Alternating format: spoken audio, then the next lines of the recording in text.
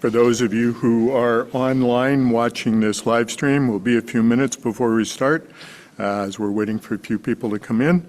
So I'll be calling the meeting to order shortly. Thank you.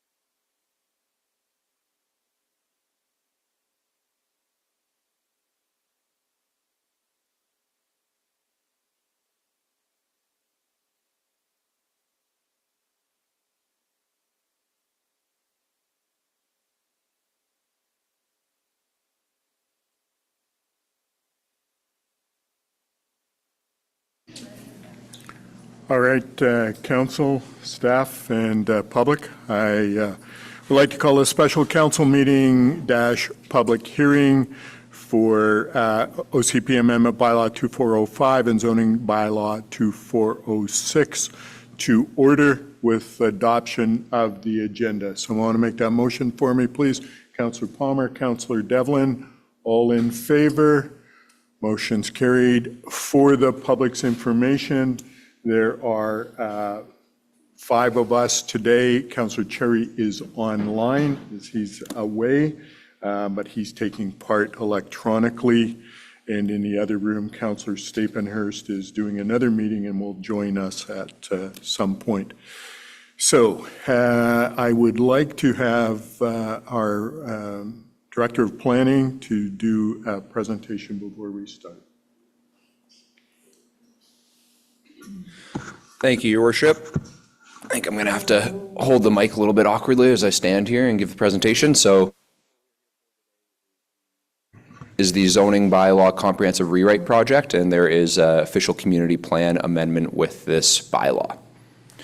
So we'll go over the background, kind of give you a general overview of what a zoning bylaw is, the roadmap to completing the bylaw. It's been about a 2-year process right now, summary of the key changes, and then conclude with the staff recommendation.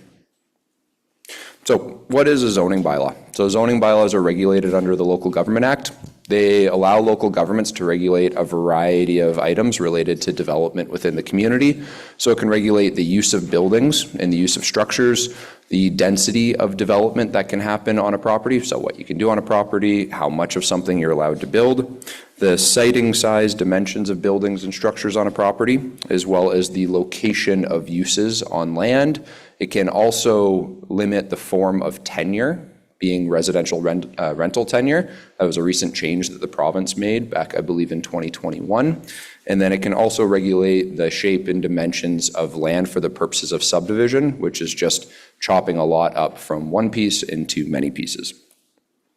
So how did we ultimately get to the public hearing today? Like I said, it's been a long process. It's been about 2 years, started back in February 2023. Between February and May was an introduction to the project. We had initial council conversations, did a public info meeting that some of you may have attended about 2 years ago now to kick the project off, community survey, and then between May and December, this is when we started doing some targeted stakeholder engagement with the building community, Chamber of Commerce, the Advisory Planning Commission, nonprofit organizations in the community, as well as local subject matter experts, such as our food security coordinator. Between December and March, this is when we got into the drafting of new zones that were going to be incorporated into the bylaw, as well as reviewing all the uses that were permitted in the bylaw and getting that zoning map updated. Between March and May, that's when we had released the new zones of the bylaw. We did a citywide mail out. This was a really crucial milestone. So we sent about 5,600 letters out to the community to inform them, hey, zoning across the board is changing. You might see some minor tweaks. You might see some major tweaks. We need you to be aware of this, and we want you to come out and participate. So to inform the community, we held 14 individual coffee chat sessions where we had about 20 to 35 people in each session, and they were organized by neighborhood so that we could talk specifically about the changes that were occurring in each neighborhood. April and May 2024, this is when we reviewed the new zones and zoning map with council. We incorporated feedback that we had received from the community, and we actually worked on drafting the full version of the zoning bylaw. So all the good stuff, all the parking regulations, all what we call supplementary regulations. So things like, how can you build an accessory dwelling unit on your property? What are the landscaping requirements for new commercial and multi-unit residential development? And this all culminated on May 28th with the release of the first version of the draft zoning bylaw. So with that, we gave the community the whole summer and even a little bit beyond that, so about 3.5, 4 months to review the bylaw, come in, have meetings with staff, and provide formal written feedback. We received about 80 submissions during that time, and then between September and October, staff were reviewing all the feedback that were provided. We did internal testing, we did legal review, we did internal, external agency circulation. So, groups like the Ministry of Transportation provided feedback, BC Housing, et cetera. So we took all that feedback and ultimately released the version of the draft zoning bylaw on November 1st, incorporating that feedback. We did another public info meeting on December 4th to introduce what the changes were based on all the feedback received, answer any questions from the community. We went to committee the whole in December, and then on January 14th, the bylaw was formally brought forward for initial council consideration, where first reading was granted, and council directed a public hearing be scheduled for February 20th. So, what are the changes that have been made to the bylaw? So one of the big ones, and this was based on provincial legislation that came out in 2023, we have to allow up to 4 dwelling units per property on a low-density residential lot. So the way that this bylaw tackles that is allowing this to occur with some flexibility, but not ultimate flexibility. So we'll allow 4 units on a standard low-density zone lot in no more than 2 buildings. You want to build 2 duplexes? The bylaw would allow for that. You want to build a triplex and a little garden suite? The bylaw would allow for that. You want to build a 4-plex in one building? The bylaw would allow for that. One of the other things we did in our medium and high density zones is we regulate density using a tool called floor area ratio as opposed to units per hectare calculation. So historically, the city would regulate density by saying you can build X amount of units per hectare of land that you have. So someone would come in and say, okay, I can build a maximum of 10 units. That's incentivizing them to make those 10 units as big and as expensive as they possibly could. So in order to try and achieve more affordability on the market side, we switched to a floor area ratio calculation, which more so looks at how big of a building you can ultimately construct on your land. So the diagrams here give a little bit of an example. So floor area ratio, it is a little bit more of a complex calculation, but you can think of it, a floor area ratio of 1 If building is going to cover 100% of the lot, you could build a one-story building. If the building is going to cover 50% of the lot, you can build a two-story building. So you can start to see how when we use a floor area ratio calculation in combination with maximum building height, as well as the maximum amount of a lot that a building is able to take up, we can really start to control the development form rather than specifying the number of units that you can build on a property. And the ultimate result of this is it incentivizes new development to try and build a larger quantity of smaller units rather than a smaller quantity of larger units. That's how we can hopefully start to see some affordability on the market side with new multi-unit housing. So some of the other key changes in this bylaw, so we pre-zoned 12 properties along Victoria Road. A lot of the zoning along Victoria Road historically has been what's called the C6 zone. Victoria Road Commercial allows for various forms of development, a lot of mixed-use development, and we had some gaps along there. So these 12 properties were changed so that there's consistent zoning along this corridor. We also pre-zoned 18 properties in central Revelstoke, so not in the heritage area, not in downtown, but you can see on the second map there, it's a little bit challenging probably for some of you to notice, but in central Revelstoke, 18 of these properties were pre-zoned to what we call a special small lot, low density zone. And Revelstoke has an interesting historical development pattern where we have a lot of these narrow 25, 30-foot lots. People would come in, they'd apply for variances for setbacks and lot coverage and all that stuff to build a small single-family home on there. We've pre-zoned these properties to a new small lot zoning so that they can just go ahead and build without having to apply for variances to try and support some thoughtful infill development in the community. We also changed some of the zoning in Big Eddy as well as along West Side Road and Highway 23 North. It all had historic, what was called rural residential 60-hectare zoning. This zoning allowed for heavy industrial activities as well as some rural residential style development that was in very sensitive environmental areas. So a lot of the zoning has now been changed to be consistent with the official community plan to what we call an environmental and rural recreation zone. So you'll notice the forms of development are significantly reduced in that zone. There's still some development allowed, but no heavy industrial within these riparian areas, steep slope, environmentally sensitive lands. And it doesn't mean that someone could never propose a development out there, but they'd have to go through the rezoning, possibly an official community plan amendment process to make sure that it's done in a thoughtful, sensitive way. And then one of the other changes in kind of the standard residential zones, reduce setbacks, increase lot coverage, and reduce minimum lot sizes to try and promote more residential infill. So we also looked at all the permitted uses that were in the bylaw. So they were all reviewed, some were combined, some were removed. We ended up going from about 200 permitted uses in the bylaw down to 100. And that's just a reflection of the housekeeping that was needed as part of this bylaw rewrite.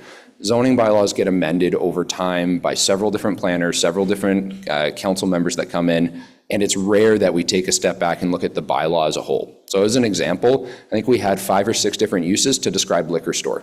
We don't need 5 or 6 different uses to describe liquor store, so that's what that use cleanup ultimately entailed. Permitted uses now all have a definition to ensure that it's clear what that use entails. We had a lot of permitted uses in the bylaw that weren't defined. So it starts to create ambiguity about what that use ultimately entails, and now that's been cleaned up. We also looked at increase in the permitted uses in all zones. So there's a list in the bylaw at the front end that says, here's all the uses that are permitted in every single zone. It was pretty limited before, and we've expanded that. So, solar energy generation is an example of something that's permitted in every zone. Community gardens, EV charging stations, beekeeping, as well as childcare facility. So we also looked at increasing building heights in the medium and high density zones to basically align with the OCP. So in a medium density zone, you're looking at a 4-story building. High density zone, you'd be looking at about a 6-story building. Really important to note that with this bylaw rewrite, no properties in the city are proposed to receive the high density residential zoning. If someone wanted to build at high density, they'd have to go through the rezoning process and most likely an official community plan amendment process too. We also allowed greater flexibility for things like carports, greenhouses. We do get variances for that periodically. We're Revelstoke. There's a lot of snow that comes here, and why would we not want to be flexible with allowing people to build amenities like a carport on a property? So the bylaw has responded to that need of the community. We also included some provisions about residing within a recreational vehicle for a duration of 1 year while you're constructing a dwelling on a property. We introduced new landscaping provisions for all multi-unit residential, commercial, and industrial development, where historically the zoning bylaw didn't have a lot of details about landscaping. Now we've updated that. We updated regulations for accessory buildings, accessory dwelling units, and provided clarification on shipping containers, which can be quite a contentious issue. And we also updated home-based business regulations. Now, something that's usually everyone's favorite is parking. So we did examine the parking regulations within the zoning bylaw. So some of the key changes, we had historically between 1.5 and 2 parking spaces required for new multi-unit residential development. We just clarified that it's 1.5 spaces that are required per dwelling unit. We clarified that no visitor or accessible parking is required for row houses with individual driveways. Generally speaking, the bylaw was ambiguous towards this, and it resulted in the need for a lot of variances in the past, so we've cleaned that up. There's no parking required for an accessory dwelling unit, so something like a secondary suite, garden suite, carriage suite that's under 29 square meters in size, so that's about 310, 315 square feet, trying to incentivize the creation of micro suites within the community without being inhibited by excessive parking regulations. There's new minimum bicycle parking requirements for development as it comes online, both temporary visitor parking for bicycles as well as permanent bicycle storage for occupants of these buildings. There's greater allowances for shared parking within commercial and industrial uses, updated parking bonusing. So for development that we consider to be walkable, you are eligible for reduced parking requirements. And what we consider to be walkable would be within 300 meters of a bus stop and a grocery store. We've introduced shared parking abilities for restaurant and tourist accommodation buildings within the downtown and downtown fringe area. And then we've examined the loading requirements throughout the city and recommended that they be removed for the downtown and downtown fringe area. So there is an official community plan amendment associated with this new zoning bylaw. And the general premise of that OCP amendment is to get greater alignment between what we call the land use strategy in the OCP. So you can think of it as a map. Every property has a land use assigned to it. It gives a general high-level overview. Here's where we want to see high density. Here's where we want to see medium density. Here's where we want to see commercial, industrial. And we just want greater alignment between that map and the new zoning map that's coming into effect. This will impact about 51 properties or groups of properties, about 200 individual titled lots. A lot of this would really be considered housekeeping, and one of the key outcomes of this is related to what I said earlier. If someone wants to propose high density, so a 6-story building in the middle of Revelstoke, it's not a site-specific comprehensive development zone. They want to take advantage of these new high-density zones in the OCP, or in the zoning bylaw rather. They would have to do an OCP amendment, which would then trigger a public hearing. Right now, if you do a rezoning that's compliant with the official community plan, it doesn't trigger a public hearing. We're actually restricted from holding one. So this is a way of making sure that that process is embedded so that the public can come out if we ever see some new really substantial development that's 6 stories or greater. There's also a minor text amendment. This is just ensuring consistency between that environmental and rural recreation zone as well as the environmental land use designation in the OCP. So one of the items I'll conclude with here is just giving the public a general overview of some of the engagement statistics associated with this project. So overall, we had 810 individuals that were active participants attending meetings, providing written feedback, et cetera, on this project. We had about 3,500 individuals view Talk Revelstoke, at least one document on there. We sent out 5,600 letters to inform all members of the community back in March of 2024 of the project. We had 10 separate stakeholder groups engage in the project. We did 10 general project email updates for those that have signed up, as well as council, 3 mayor videos, 2 public info meetings, 14 coffee chat sessions, 3 committee of the whole meetings to update council. And the ultimate result of this was 23 changes to the bylaw directly based on feedback that had come in from the public. So that's more than enough of me talking because our council's here to listen to what the community has to say about this bylaw. So at the conclusion of the public hearing, it's in council's hands to direct staff to make changes or to proceed with second reading, third reading, and then finally adoption of the bylaw. So thank you. That concludes my presentation. I will pass it back over to Mayor Sauls. Great. Thank you, Mr. Simon. Much appreciated. I have an opening statement, regarding the public hearing. This public hearing is being convened pursuant to Section 464 of the Local Government Act for the purpose of considering official community plan amendment bylaw 2405 and zoning rewrite bylaw number 2406. At this public hearing, the public will be allowed to make representations to council, and all persons present who believe their interests are affected by the proposed bylaws shall be given the opportunity to address council or to present written submissions respecting matters contained in the proposed bylaw. Those of you who wish to speak concerning the proposed bylaws should commence your address to council by clearly stating your name and civic address. Then you may give us the benefit of your views concerning the proposed bylaw. Please observe the rules, and if you have any concerns with the manner in which the public hearing is conducted, direct your comments to myself, the chair. Members of council may, if they wish, ask questions of you following your presentation. However, the main function of council members today is to listen to the views of the public. It is not the function of council at this public hearing to debate the merits of the proposed bylaws with individual citizens. Everyone shall be given a reasonable opportunity to be heard at this meeting.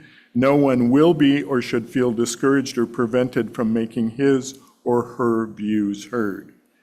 In considering the proposed bylaws, council has received documents which may influence its decision. These documents are available for review in a binder located at the sign-in table or alternately on the city's website. Before we begin, may I have the corporate officer confirm that all due process was followed according to the Local Government Act?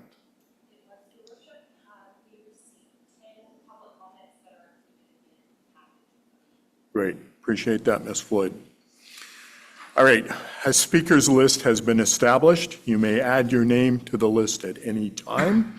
I have that list in front of me. Some of you indicated that you do not wish to speak. I will still call your name. You will be given the opportunity to speak. You can say publicly whether you want to speak or not, and if at some point you wish to, you will be given that. Each speaker's initial presentation will be limited to 3 minutes, provided the comments are relevant to the issues at hand and the hearing's not being obstructed. There is a timer for that 3 minutes, and at the 30-second mark, you will be warned.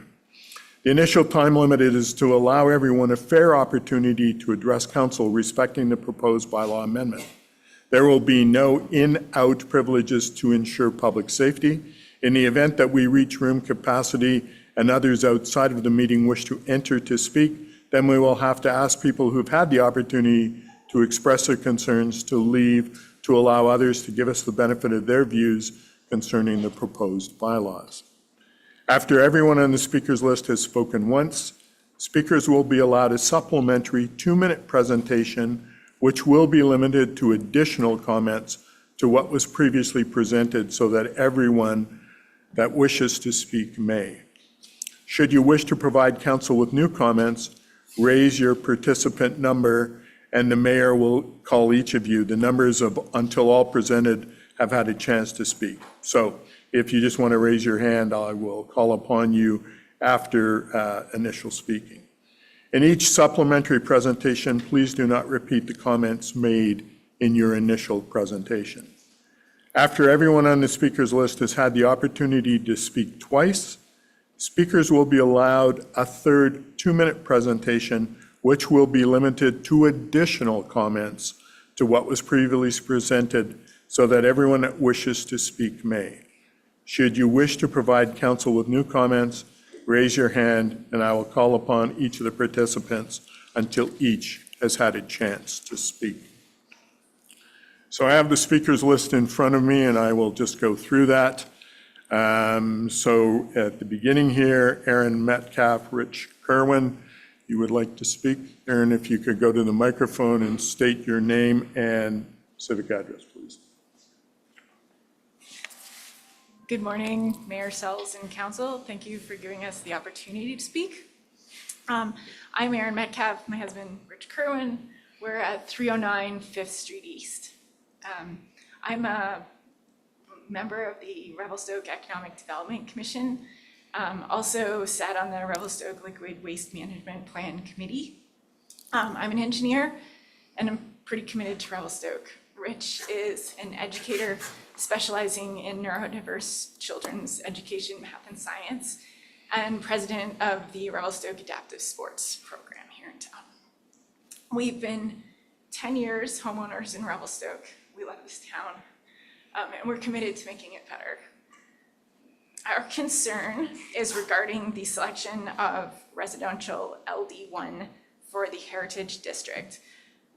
We propose, you've created an excellent zone in the RLD2 zone that matches that community much more effectively than the RLD1 zone.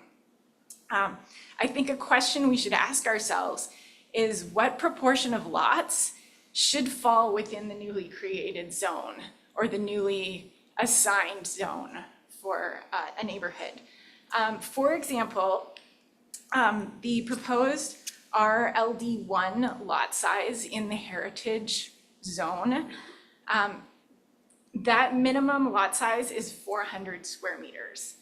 If we take a survey of properties within the Heritage Zone and look at which ones would not meet that requirement, on 3rd Street, 21 of 54 lots do not meet a 400 square meter lot size requirement.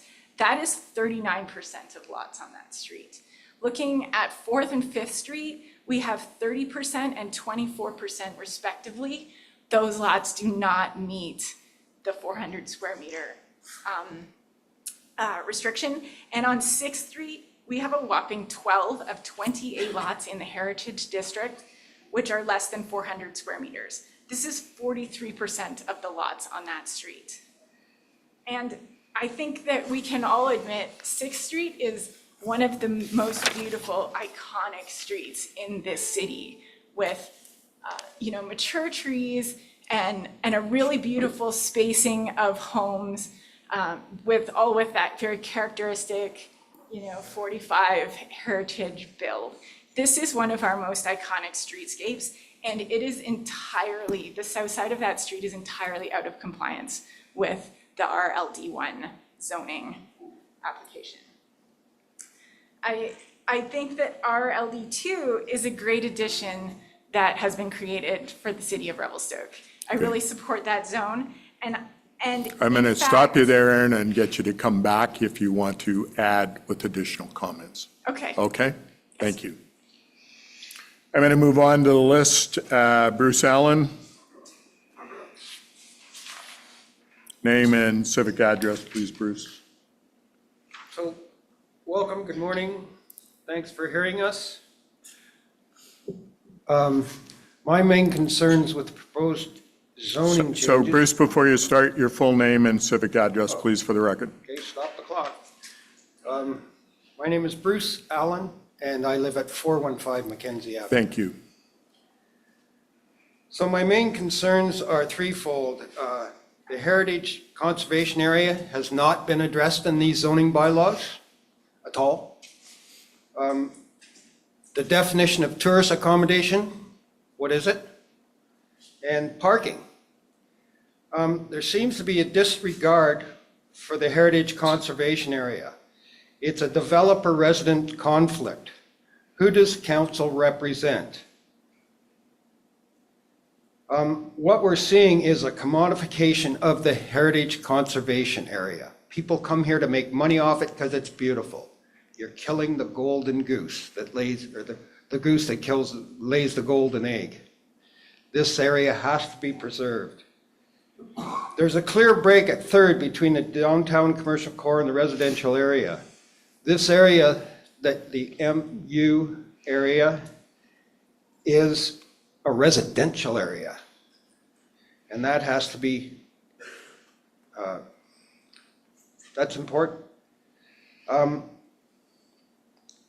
People in this area, the residents, have put many dollars and hours into their homes to meet the objectives of the heritage conservation area, and this is slowly being eroded. There's a house on 4th Street near Vernon that has patio doors on the front facade and a glass box on the 2nd story. doesn't even come close to meeting the requirements. Tourist accommodation. There is no clear definition of what tourist accommodation is. Is it 2 rooms or 100 rooms? Proposed tourist accommodation for this mixed-use area means anything goes. Total commercial development to 5th on Mackenzie and along 3rd to Victoria.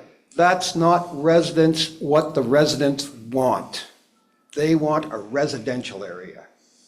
Parking. Reduced parking requirements is unacceptable to present residents. Shared parking is an Orwellian term for resident inconvenience. Who does council represent? Tourists or the residents? Revelstoke is hard to get to via public transportation. People will be using cars.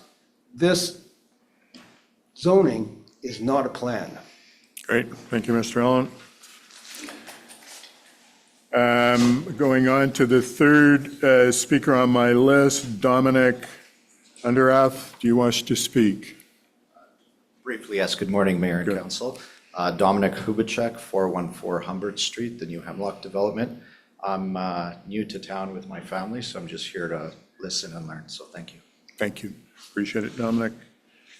Melanie Bernier, do you wish to speak? No? All right, thank you. Sylvia Sterer, do you wish to speak? No?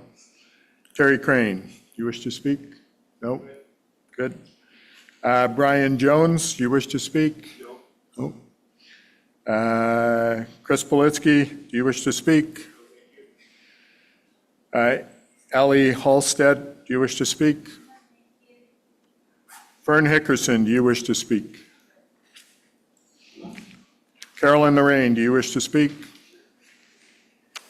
Come to the microphone, please. Give us your full name and civic address. My name's Carolyn Loran. I live at 216 East 4th. I'm a longtime resident in the Heritage District, and my concerns are mainly about the Heritage District. I have not come with a plan of what to talk about, so I'm going to just wing it a little. Some of my concerns are the parking. If there's a reduction in what's expected for tourist accommodation, restaurants, and other commercial uses, it's going to flood the residential area. And I believe there shouldn't be any change to the parking requirements until a parking strategy is being completed by the city. There's been a lot of information, given from the residents of the Heritage Conservation Area to the city and to the staff, and we felt dismissed most of the time. And we're residents. We're the ones paying the taxes. Why shouldn't we be listened to? We don't feel like we've been heard.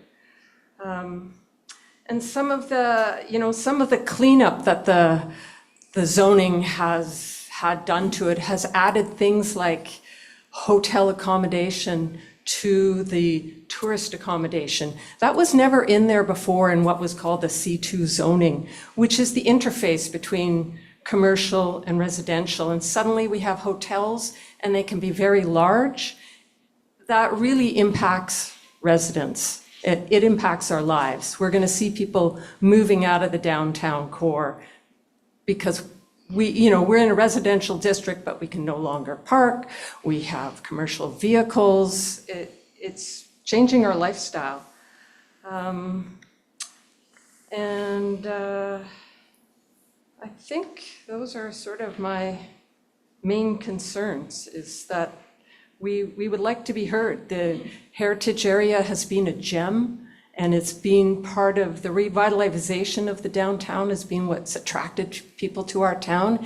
And we are suddenly finding loopholes to ignore things and change the heritage district. And we're ruining, as Bruce said, we're ruining our perfect gem.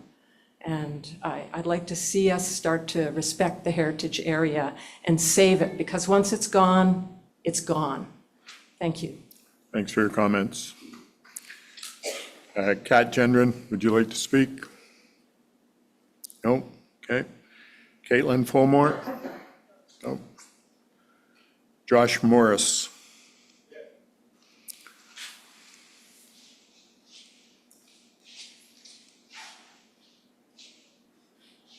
Just give us your full name and civic address before you speak, please.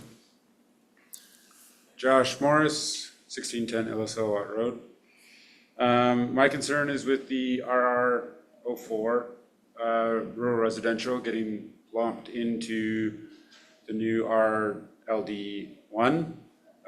The maximum lot size for the new zoning is 1,000 square meters, and the minimum lot size in our old zoning was 4,000 meters. So is it going to force people to subdivide? Are they going to get grandfathered in?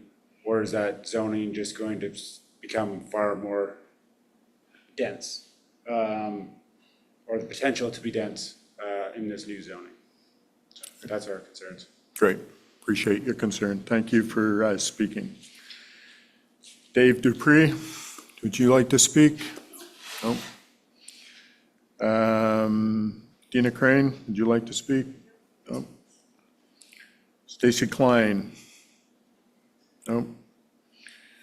Irene Parsons, would you like to speak? Please come to the microphone and state your full name and civic address, please.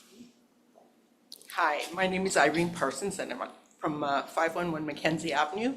And I agree with everything that Bruce and Carolyn had to say regarding the heritage zoning. One thing that hasn't been brought up yet is the snow.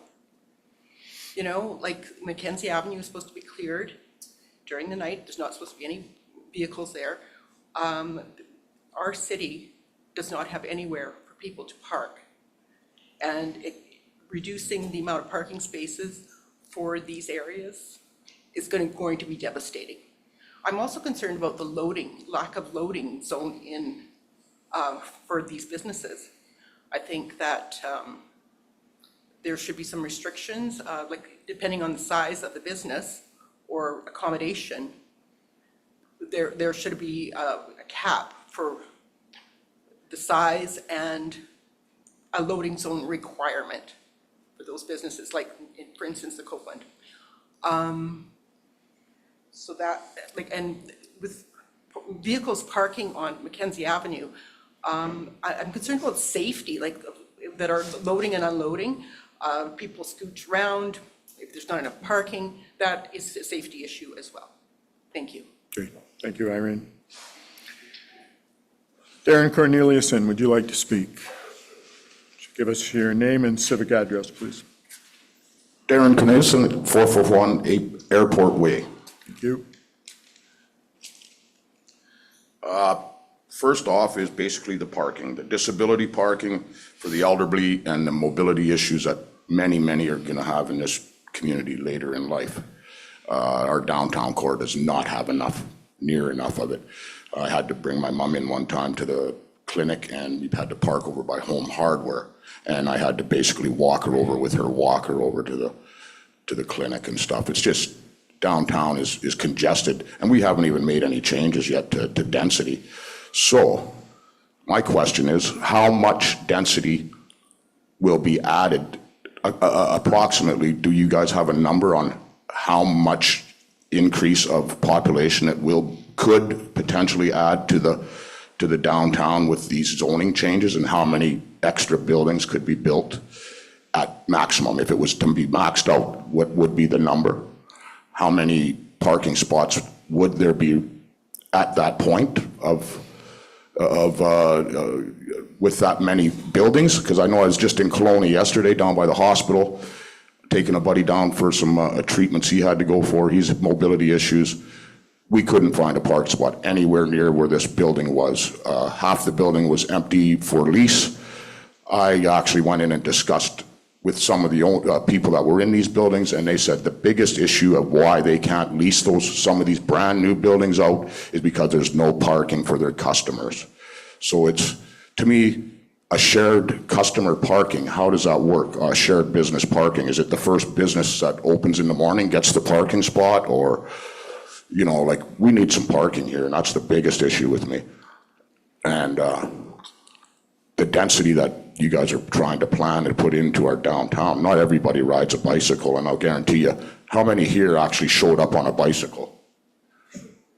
Yeah, nobody. So even Tim Palmer didn't ride his bike today. So we got to really plan for everybody in this community, not just the developers that are taking over.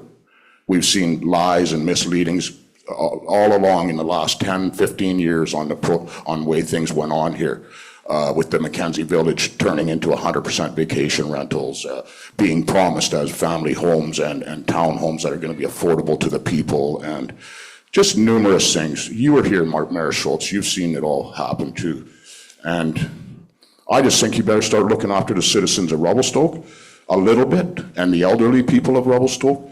I watched an ambulance have to park in the back alley by the Royal Bank. They had to bring a patient out of the clinic, emergency call. They did not have any parking in the front. There was a snow road down the middle. Royal Bank was packed up. The ambulance got blocked in by a semi-truck that come in from the other end. It was just a chaotic scene. Luckily, the person wasn't that. I mean, they had to transport him to Vernon, but that could have been an emergency situation gone bad. Same as fire trucks accessing areas when the streets are full of parking. Snow removal, another big one.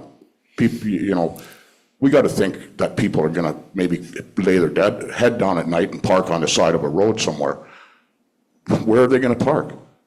I mean, that's the biggest issue I have is parking, density, and losing our services, our ability to actually navigate our own community with the elderly and the disability.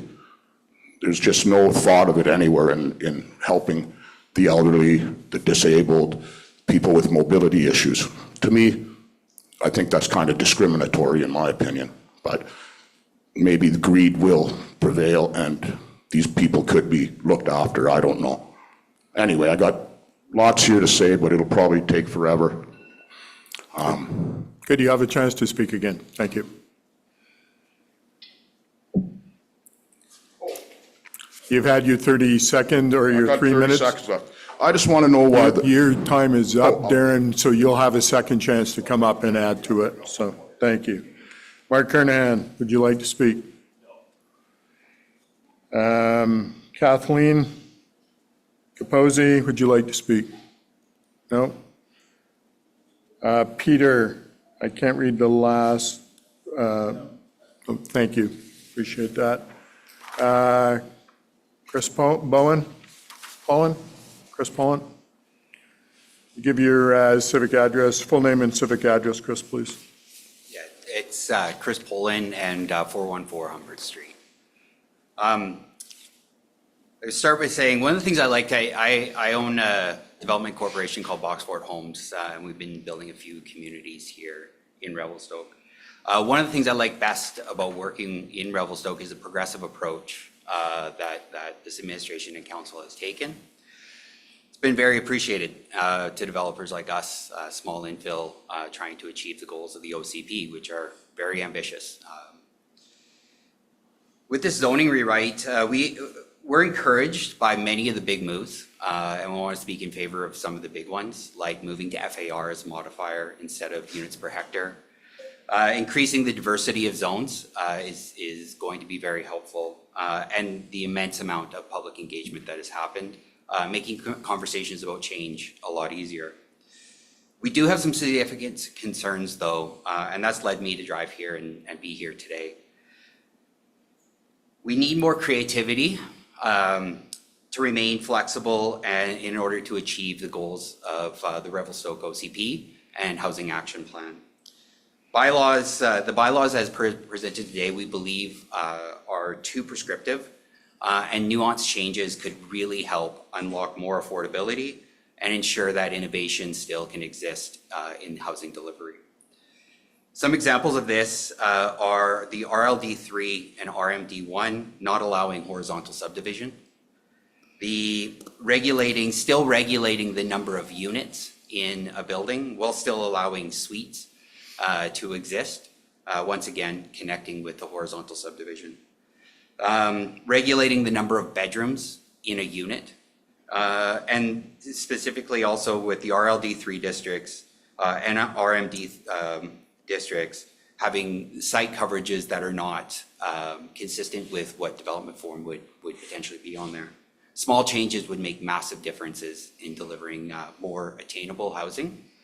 A concrete example of this is we were working with a new housing type, missing middle concept, all doors at grade, with the new zones. And we were trying to test all the different zones to see what we could deliver.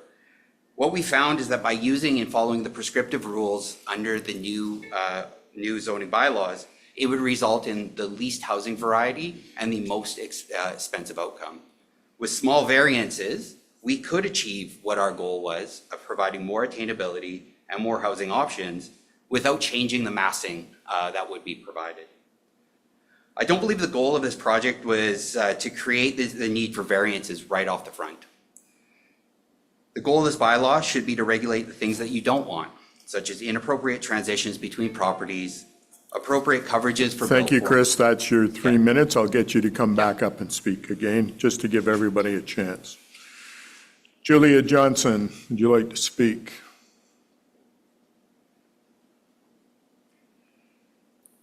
Chris Johnson, like to speak?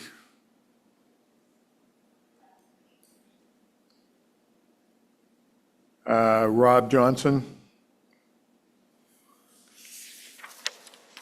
Joanne Gawler, would you like to speak?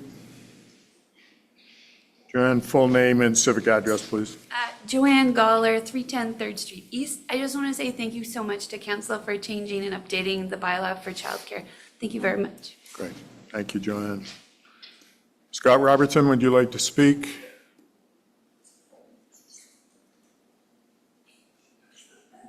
Full name and civic address, please. Good morning, it's Scott Robertson. Sally and I live at 1790 Illicilluit Road. Thank you. The reason I wanted to speak is with regards to 606 Victoria. That everybody's aware, I think it's where 606 is, it's just off the roundabout by Southside. We've had a few conversations with staff and with some of the councillors in regards to the pre-zoning of that land. We're in the OCP is medium density. There's sort of a half pre-zoning happening to low density that's proposed in the bylaw. We'd love to see it either remain industrial as it is today or have the full pre-zoning to medium density. And in conversations with council and staff, we understand there could be a rental tenure proposed on part of that property. We have a development plan for that property that's 3 smaller buildings, and we're happy to discuss a rental tenure covenant that involves one of those buildings. So just wanted to get that in front of everybody for consideration. Great. Thank you, Scott. Okay, thank Appreciate you. that. Everett Lindquist, would you like to speak? No comments, Your Worship. Thank you. Sarah German? Nope. Maria and Matt Robertson, would you like to speak? Maria, come on up. Full name and civic address, please, Maria. Maria Robinson, we're at 102 4th Street East. I just want to say hello. I put my name to a lot of the communication with council and city regarding the Copeland development, so that's what will become the mixed use too. We did a written submission hoping that council will consider introducing some heritage zones for the MU2 and also LD1, just for further protections of the heritage conservation area. So you guys have more detail on that. I just want to say thank you for the considerations. We weren't sure we were going to be here with the little one, so we did the written submission. And yeah, I'd like to echo some of the other residents' concerns, just that our heritage area is a gem of Revelstoke. It's why a lot of people move here to live and work. It's why a lot of tourists come here and why there's a lot of developer interest here as well. But also they're right in saying once it's gone, it's gone. City have advised that there will be hopefully a parking management plan starting work this year, and then work done to improve the heritage guidelines from 2026. So we are asking council to consider why not do that as part of the bylaw rewrite? It's a big project, it's not been updated since 1983. It will take a bit longer, but if we can do it all in one fell swoop, should we be doing that and making it the best it can be now for the residents, rather than allowing projects to go through, development to happen that doesn't align with what we want to see Revelstoke looking like in the future decades. Thanks. Great. Thanks, Maria. Greg Hoffert, would you like to speak? Nope. Kelvin Skorts? Kelvin?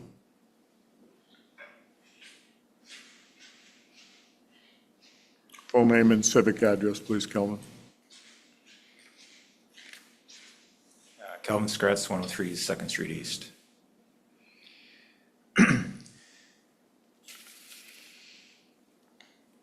Okay, first I'd like to say thank you. As a local designer in town, the new draft bylaw you guys are proposing is going to make my personal life a lot easier as a business owner in town.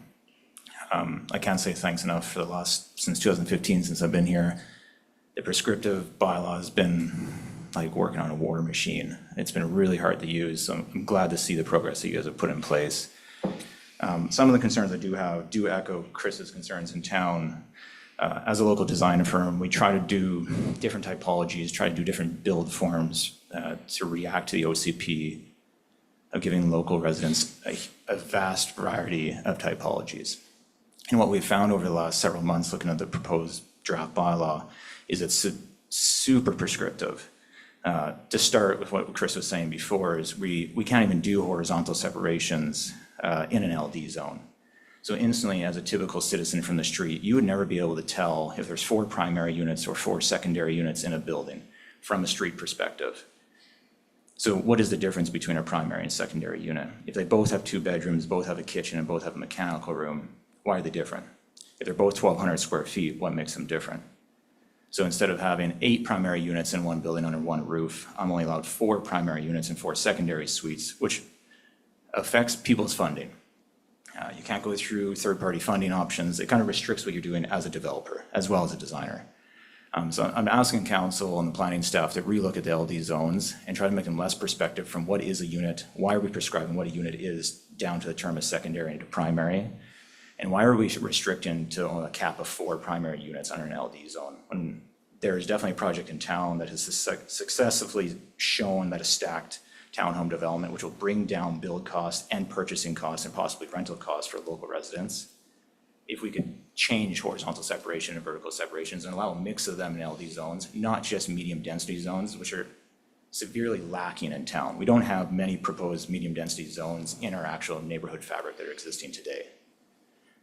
So if we were to bring some of the more creativity typologies and let designers and developers do what they do best, be creative, we're going to see a lot more typologies for local residents, and your $750,000 townhome might actually come down for once. But if we keep saying that all we can do is vertical separations, you're going to keep seeing the same typology around town. That's it. Thank you. Great. Thank you, Kelvin. Hayden Bennett, would you like to speak?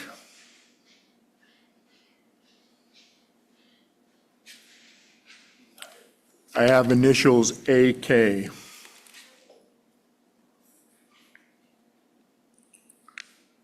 Okay. Ivan DeWolf. Andy Young. Chris King.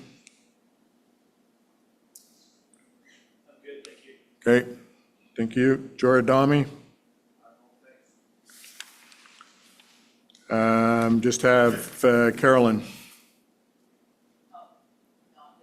You're good? All right. Kim? Full name and civic address, please, Kim. Kim Forster, 414 Mackenzie. I'm here. My daughter's the owner of 414 Mackenzie, but is home with a sick child. I come to Revelstoke regularly and am aware of what is going on Mackenzie Avenue with the development of the Copeland, and just wanted to reiterate, as she has in a written statement, that it's going to severely impact them as a small family with 2 very young children in terms of both the parking and the increased amount of people that are going to be there. But what I also wanted to discuss is your proposed parking bylaw and bring a different perspective. I'm from Jasper. I've lived there 40 years, and I can tell you, as a tourist town that has a tremendous amount of increase in visitation every single summer, that we have had serious parking issues. And we have multiple large parking lots off of our main street where people can park. And about 3 years ago, council put in place that it would be paid parking. People are happy to pay it. They have to pay throughout the downtown core. It does encourage people then to park outside of the town, where we also provide parking for people, especially with large rigs.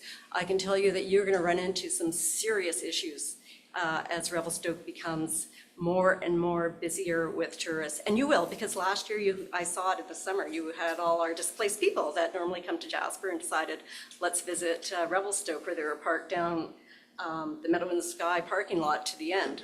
So you're gonna get it more and more and more. So don't be short-sighted. I encourage you to visit the other mountain national parks that also have serious parking issues. See what we're doing, see what you can do. You guys are also limited in terms of land. Jasper is as well. We're living in a national park. The boundaries will never expand. With the fire, we're also dealing with, in my neighborhood, high-density housing going in across from us because it all burnt down. And with that, they're not expanding the streets. We're gonna have increased traffic and increased parking issues on that street. So I encourage you not to be short-sighted and develop. Where's your giant parking lots? Where are these visitors gonna go? You guys are bounded by river on one side, river on the other side, national park on the other side, and a highway. Where are your giant parking lots gonna go to accommodate all these visitors? The bus traffic, the people hauling their big rigs, the little cars that are trying to come in. You have no idea the can of worms that are gonna come for you. I encourage you, come for a visit, see what's out there, and don't just do this short-sightedly. That was my ring, right? They've got, you had 30 seconds, but. So yeah, I just think that you know, it's great to have the tourism. We love having the tourism. It brings a lot of money to our town. We love it. We encourage people to come and enjoy our beautiful spaces, because that's why we all live in there, in these beautiful mountain towns, to enjoy these places. And we want people to come, and we want their business. But you're going to run into serious problems with parking. Great. Don't be short-sighted, please. Thank you, Kim. Joe Lammers, would you like to speak? Kat Moffat, would you like to speak? No? Ryan Watma, would you like to speak? Taha Atia, would you like to speak? Elaine Baird, would you like to speak? I have reached the end of my speakers list, so I will go back through and see if there's anyone who would like to speak a second time. Before I do that, I will ask if there's anyone in the room that hasn't had a chance to speak that would like to speak a first time before I go back through my list. Please come to the microphone. Full name, civic address, please, Greg. My name is Greg Hoffert, and I live at 412 6th Street East. I think that our lovely city has been stagnant with adopting plans for a very, very long time. We're talking like 30-plus years. And the problems we're seeing in the development community is a lack of decision. And I see a lot of work's been done by Town and Council, and we're at the head of making some progressive change, and I applaud all of the changes that are being proposed. I think the sooner that a lot of these adoptions come together, the better, so that the development community can start to respond to some of the changes and implications. I've spoken to many of you throughout this process, and I understand that we're not going to get everything right, but let's not stand in front of progress to get everything perfect. We can work on perfection. We can deal with the parking solutions. There's an abundant examples worldwide of cities that have had to deal with parking.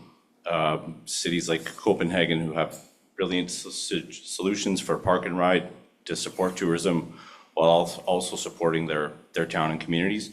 Awards given to these cities, and I think a lot of these examples we can adopt and look at as examples for our small community here to continue to build in itself. The problem with housing is there's no houses. And the reason why everything's so expensive is because there's no availability. We're seeing as development happens, of course, we're gonna have some issues and problems with density, and a lot of those things can be addressed. But as a community, if we don't make decisions the problems we have today are only going to get worse tomorrow. So I encourage the city to make some adoptions. Let's get moving. Thanks. Great. Thank you, Greg. Is there anyone else that hasn't had a chance to speak that would like to speak? Thank you, Cindy. Charles Blake, would you like to speak?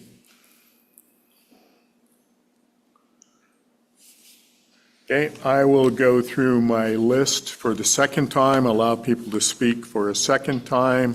We want to hear something that we haven't already heard. I will give you 2 minutes to have additional comments. So Aaron Metcalf, Rich Kerwin, would you like to speak a second time? Please go to the microphone. And you can adjust that microphone Sure. and so we can hear you. Okay. All right. Thank you. We spoke earlier about the residential LD2 zoning, the lot and that new zone that I think is very appropriate for the heritage zone. And I'd like to just really quickly touch on that I think that when I say that I think that it's appropriate, I'm not standing here as a developer saying, let's smash as many homes into the heritage district as we can, let's pack that in. But I'm saying let's do infill smartly and let's write the bylaw that allows us to do that with minimal administrative work. I can present to you a few lots within the heritage district that would make for very sensible infill opportunities. And I think that most people in this room would support those infills. I'm just suggesting that we create zoning that allows that to happen with minimal of administration. And by matching closer, selecting a zone, I should say, that matches more closely what exists in that area seems to be an efficient way for the city to administratively get through some of the infill goals in that area, while also, allowing infill in an area that is economically, for the city in terms of infrastructure, advantageous. So where we have 40 feet of open space, right now, a 40-foot wide lot with the proposed zoning could not have an infill property put onto, an infill home put onto it. But I think anybody in that neighborhood would agree that in a 40-foot wide space, we could fit a very beautiful heritage imitation home to fill in some of the gaps. And I would love to see that for this town. Thanks, Aaron. Appreciate that. Mayor Bruce Schultz. Allen? Oh, sorry, Councilor Palmer? Yeah, I have a question regarding Go ahead. that. Yeah, so hearing the concerns regarding the heritage area, and that theme has been out a few times. Yes. And so what I'm trying to understand is what the proposed solutions are, and you've talked globally. So the question I have for you is, I think you alluded that you have some ideas, and if you have those, I guess, first of all, those ideas, are they in a written submission as well, or are they more sort of conceptual at this point? Okay, good question. I will present as an example, present the property that we own. It is 309 5th Street East, and known probably by a lot of people in this room as the old Campbell property.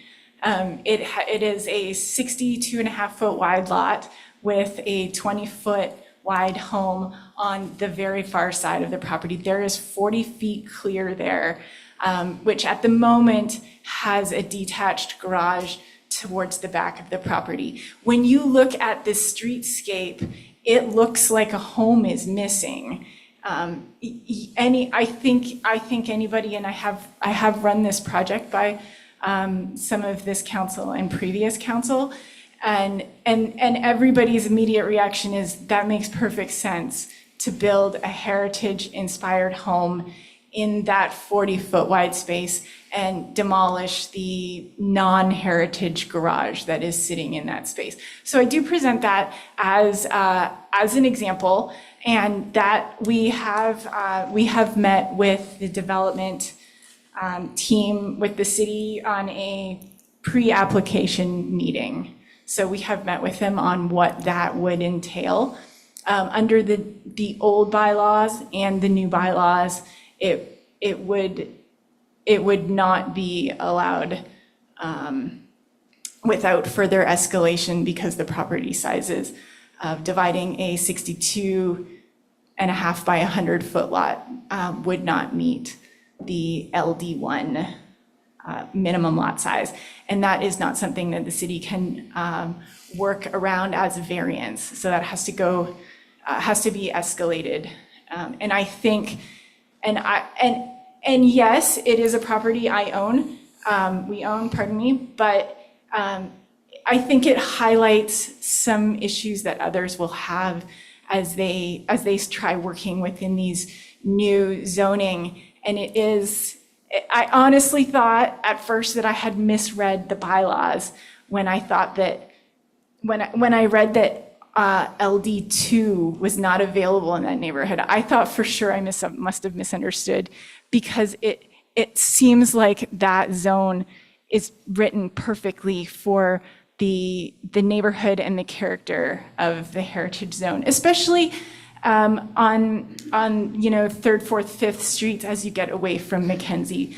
There is a very charming density of homes there, which is actually met by the LD2, but not the LD1 standard. So it would allow us administratively with less burden on everybody to create the infill that we would like in the same character as the majority of that neighborhood is right now.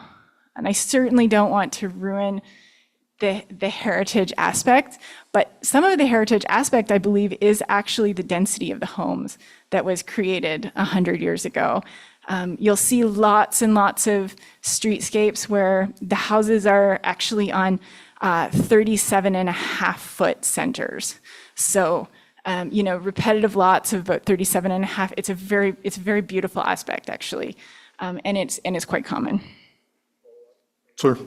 Okay, thank you, appreciate that. Bruce Allen, would you like to speak again? Yeah, 415 Mackenzie. I'd just like to reiterate that the MU zone that you're proposing is a residential zone. It's not a commercial zone. It's referred to as fringe commercial. Well, it's residential.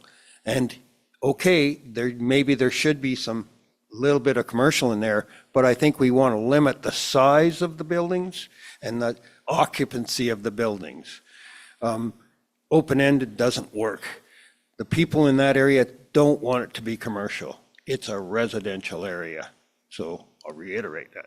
Thank you. Okay, thank you, Bruce. Dominic, would you like to speak? Okay. Melanie Bernier, would you like to speak? Sylvia? Terry Crane? Brian Jones? Chris Politsky? Ellie Halstead? Fern Hickerson?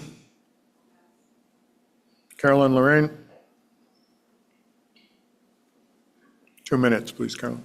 Carolyn Laura, 216 East 4th. There appears to be, a misconception. The Heritage Conservation Area does apply to the C2 zoning. This appears to be, people have said it doesn't apply, but it was written to include it when it was really originally written, and it looks like people are searching for that loophole. It's a perceived loophole. It's not a loophole. The Heritage District should apply there. And again, I'd like people to consider the fact that it's the interface between residential and commercial, and it shouldn't be including large hotels, bars, et cetera, especially with no loading zones and inadequate parking. And there has been a letter submitted for this process with a variety of suggestions for a rewrite for the Heritage District. And we're hoping staff will consider these suggestions. They've been supported by many locals, and who better than us longtime locals to give our advice, and we'd like you to pay attention to what we're asking, because it's not unreasonable. We're just asking for our area to be preserved. Thank you. Well, Kat Gendron? Caitlin Fulmore? Josh Morris? Dave Dupree? Tina Crane? Stacy Klein? Irene Parsons? Darren Corneliuson? 2 minutes. First off, I don't think we have a housing crisis. I think we have an ownership crisis. Many of these houses sit empty when there's nobody around here. When the ski hill shuts down, half the neighborhoods are black windows, so there'll be lots of parking then. But when that golf course opens, maybe that'll change. But way too many vacation rentals in this town.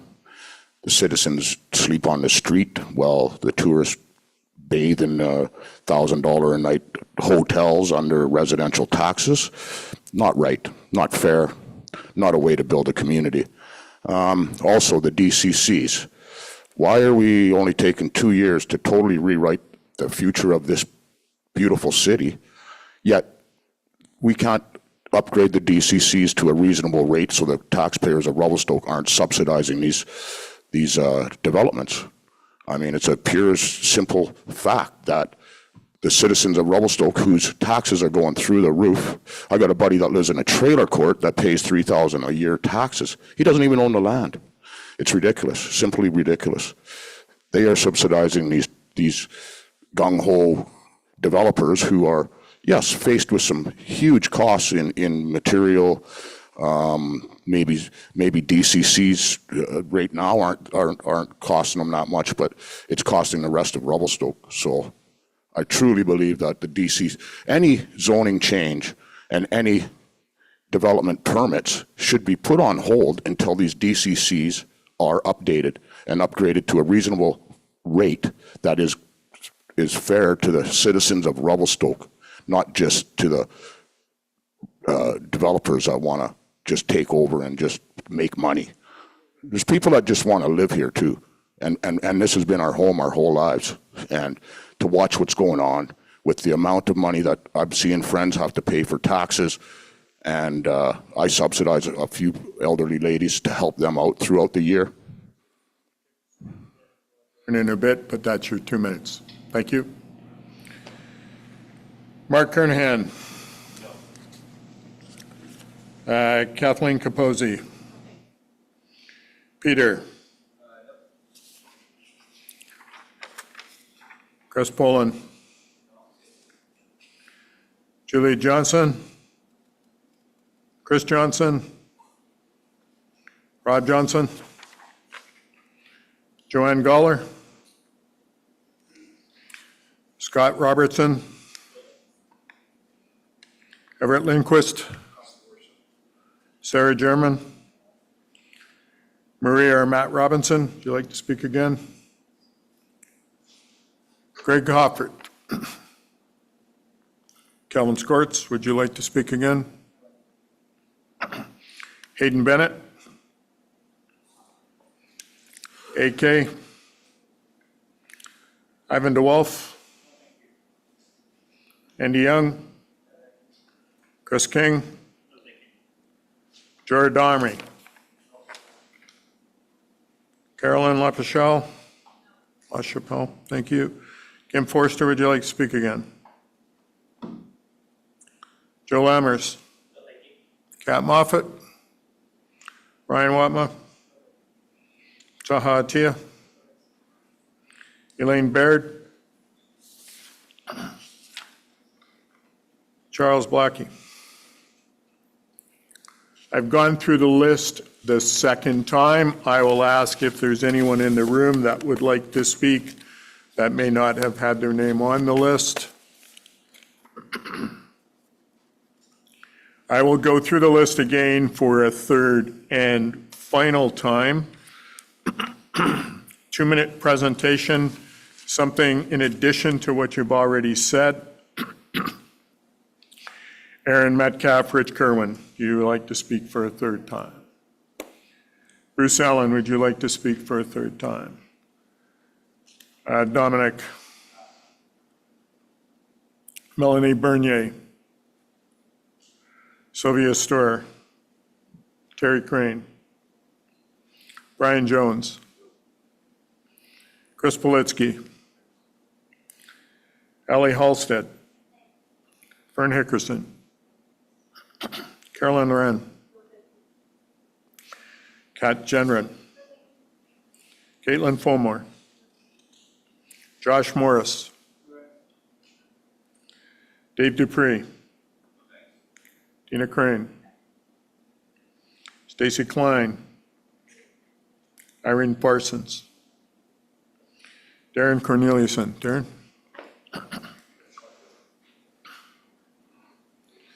This goes with the development applications. So I understand that if this zoning change is pushed through, your city hall is going to be flooded with applications, I'm sure, okay? All those applications will be under the old DCCs. Is that the way I understand it?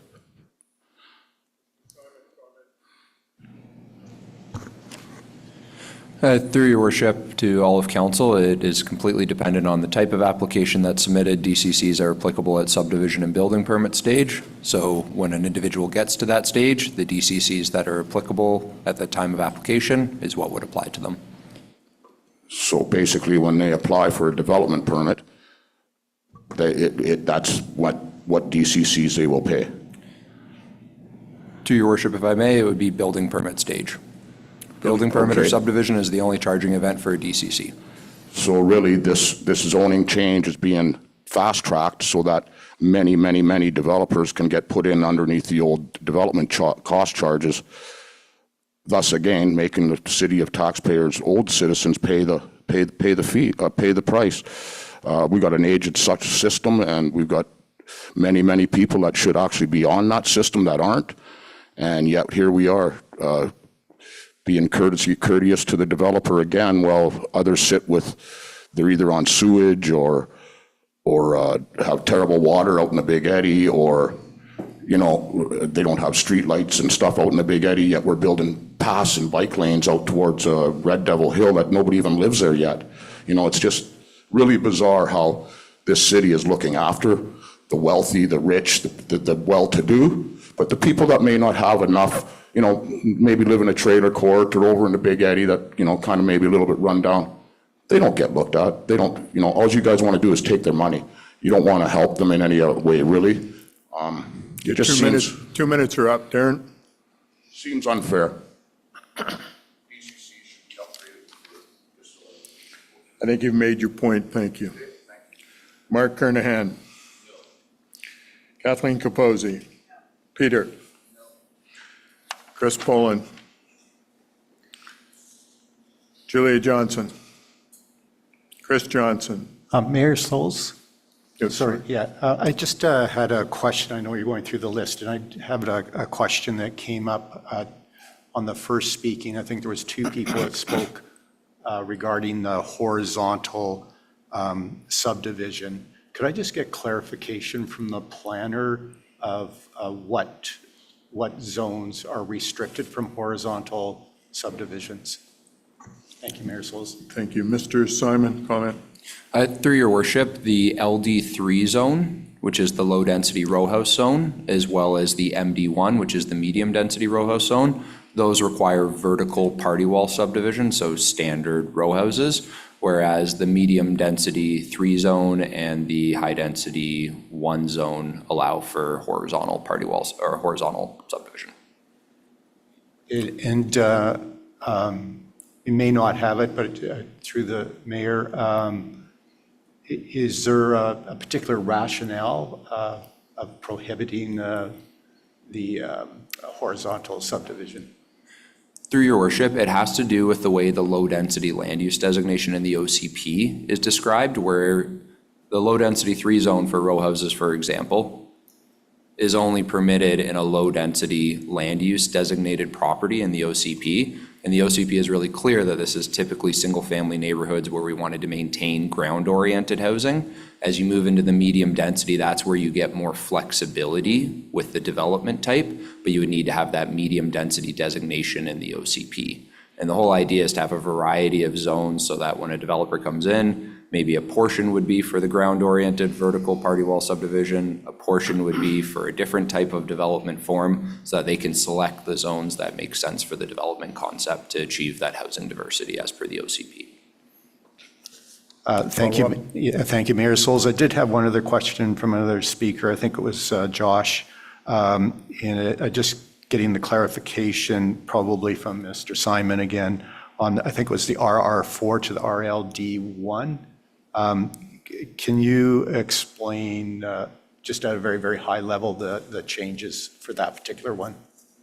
Mr. Simon. Through your worship, Councillor Palmer, so the subdivision regulations in the LD1 zone are only applicable at subdivision stage. So the concern that these properties that now have a minimum and maximum lot size that the existing lots may not conform with, that only becomes something that would have to be reviewed if a subdivision proposal came in. So it doesn't create any non-conformances right now. It's only if they wanted to subdivide. Okay, thank you, Mayor Souls. All right. Going on with the list, Joanne Goller, Scott Robertson, Everett Lindquist, Sarah German, Maria or Matt Robinson, Greg Hoffert, Calvin Skorts,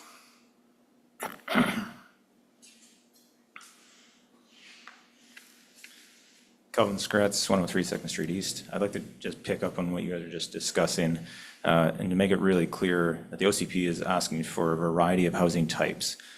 You guys just spoke about single-family homes, which is the most expensive type of housing North America has ever had.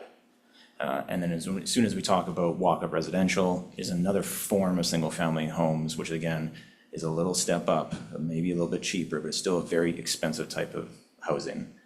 If you're looking for not even more housing in Revelstoke, but more affordable options, I think we have to look at more typologies and not just the fact that what we're used to is that I walk through my front door from my sidewalk, therefore it is a house. That's great for a wide variety of citizens, but we need more housing typologies to try to eat away the one thing the OCP is more affordable housing.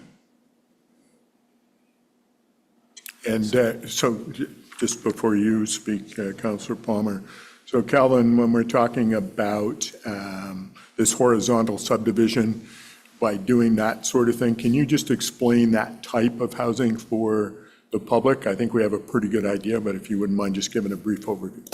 For sure. And if you pick everyone in the room, just picture a townhouse development has 4 units side by side. You all walk through the front door from the sidewalk. Picture 4 more units above it, that those residents come up a stairway, an elevator, or some other type of topography maybe from a different geolocation. They're above. They don't come from the sidewalk necessarily. Picture that exact same form, exact same square footage, exact same type of roof on a single family. What is the difference? There's 8 units in there, 1 unit here. One's a lot cheaper to build.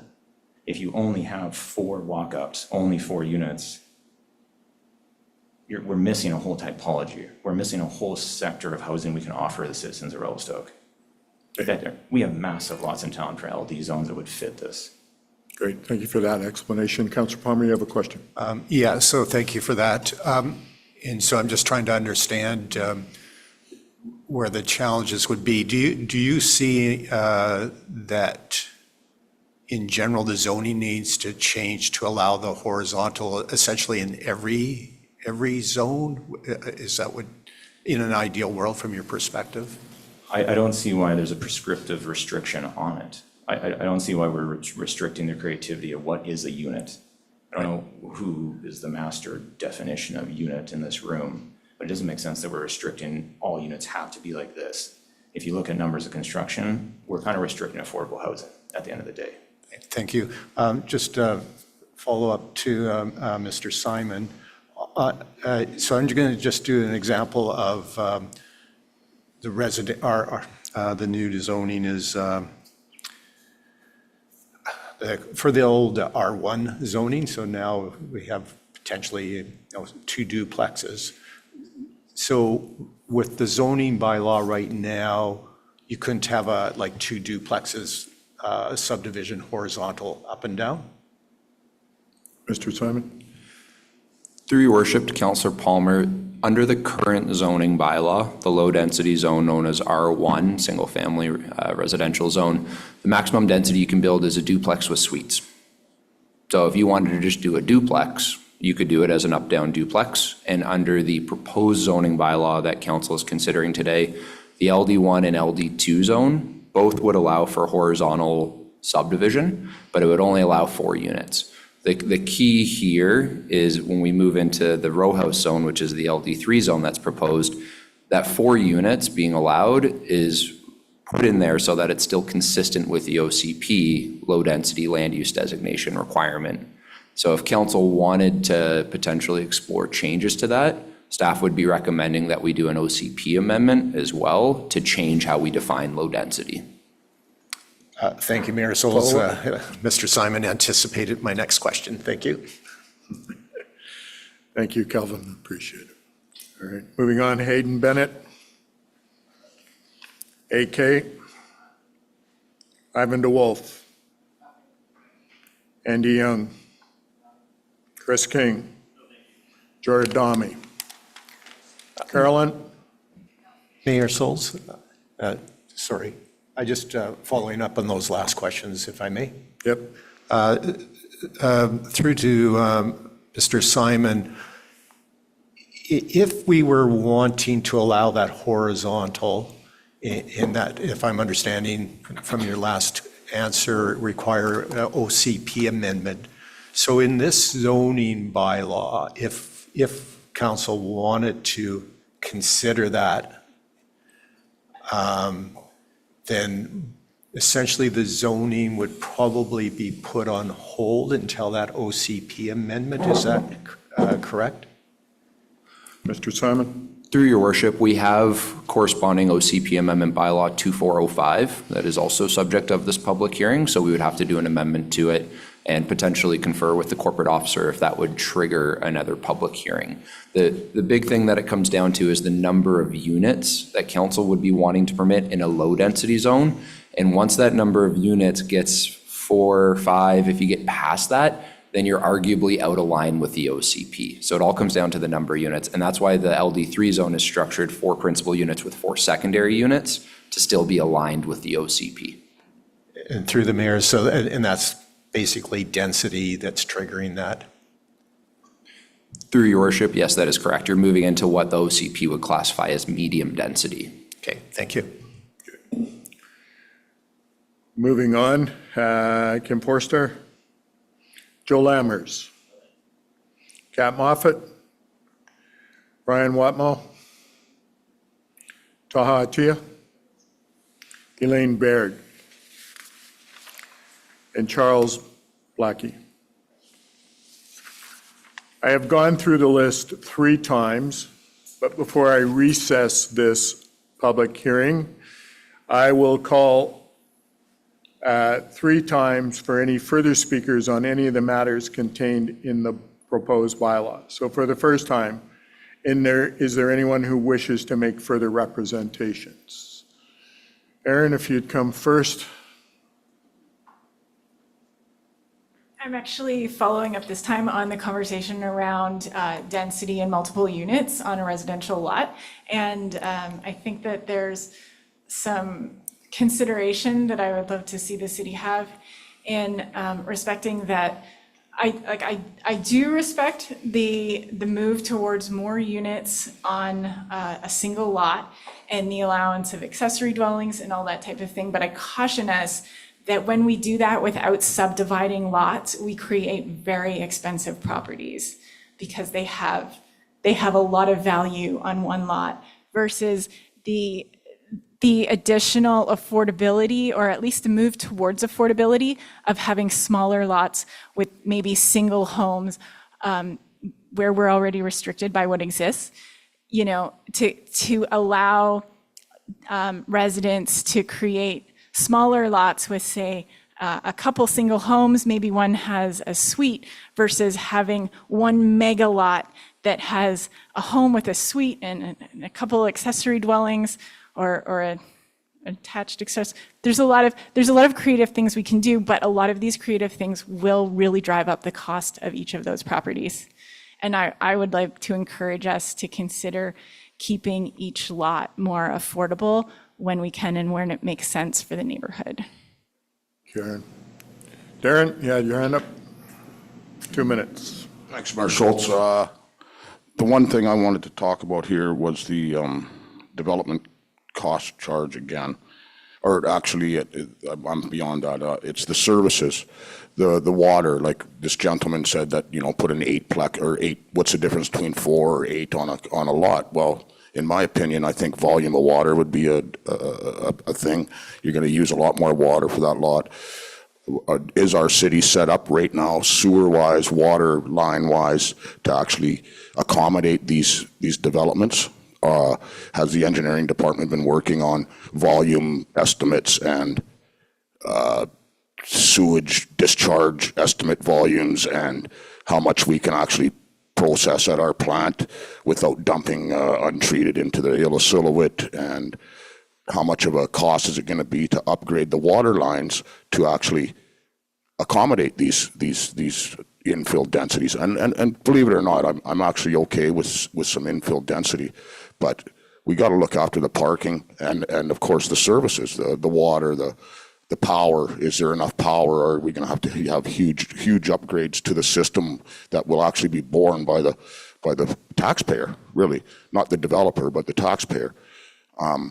It just seems like a path to destruction for the people that are here, like a path to never-ending tax increases and less services for the people that are here, that are paying these taxes. So just a consideration on that. Thank you. Any other representations that would like to speak again? I will now call for the second time if there's anyone who wishes any further representations. Seeing none, I will call for the third time if there's anyone who wishes to speak. Seeing none, no further speakers, I declare this public hearing recessed until 7 p.m. this evening. I want to thank you for your submissions. Council members are not allowed to accept any additional information or submissions regarding the topic being discussed. All input must be presented during the public hearing itself, ensuring a fair process where everyone has the opportunity to be heard. I will now call for a motion to recess the public hearing. Councillor Devlin, Councillor Cherry, all in favor? Motion's carried. We are now recessed till 7 p.m. this evening. I want to thank all of you for taking the time to come out and give us a perspective of your thoughts regarding these amendments. Thank you.